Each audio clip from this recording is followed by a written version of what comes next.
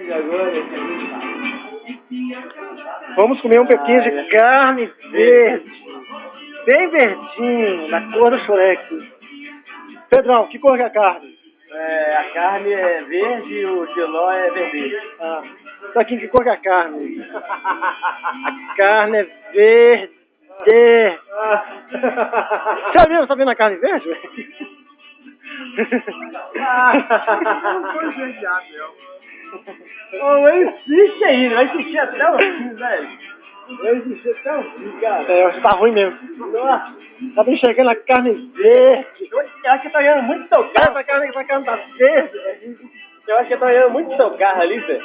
Aí tá confundindo o carro com a carne.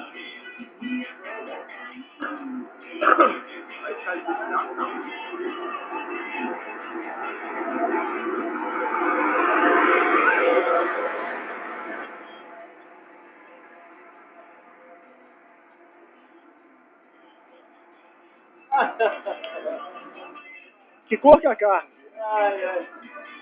Cor de pau.